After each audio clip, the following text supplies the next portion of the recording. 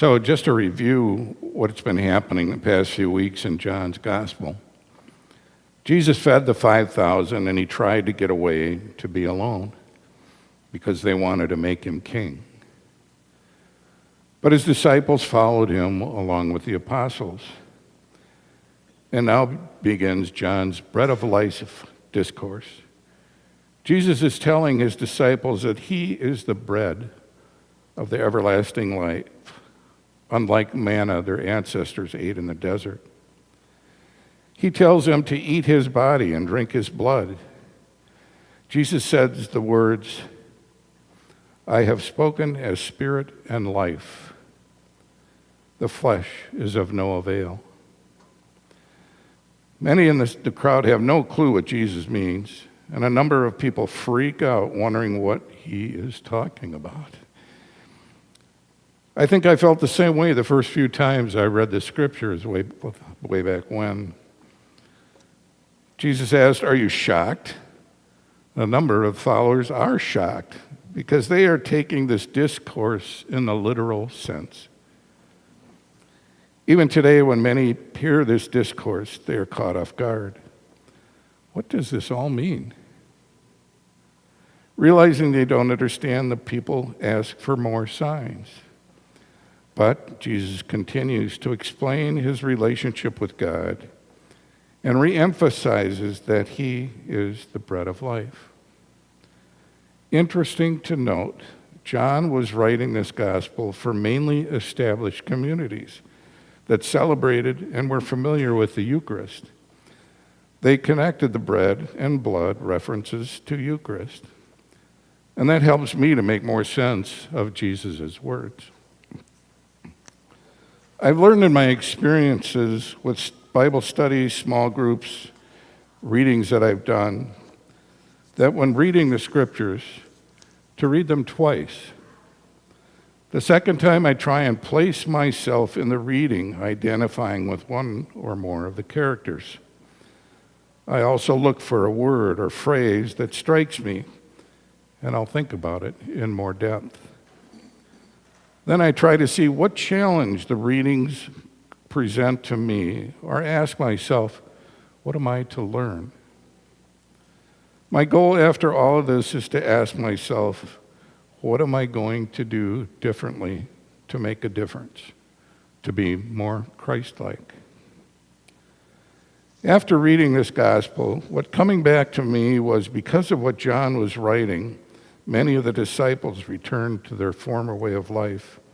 I thought, wow, how disappointed and frustrated and sad the human Jesus must have been. And yet, because he is Jesus, he loved them just the same.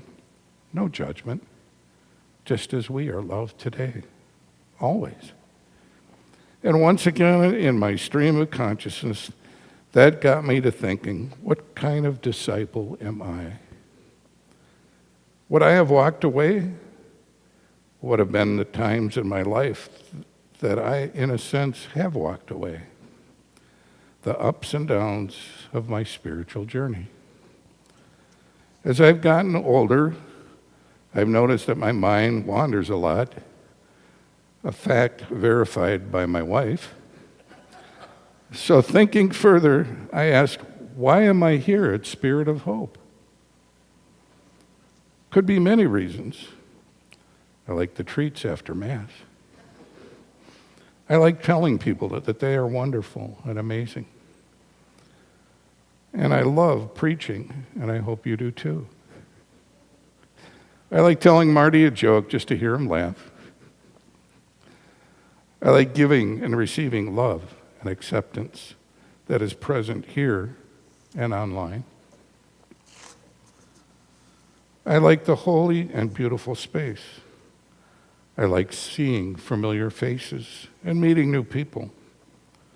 I like the way we pray, and the list goes on. These are all good reasons, but they are mostly external reasons. More importantly, what are my heart reasons? It's the faith in my heart. In my heart, I believe Jesus is divine and became incarnate I believe in the Eucharist. I believe in community. I believe in love, compassion, and forgiveness, even though I don't always act like it. My faith is why I'm here.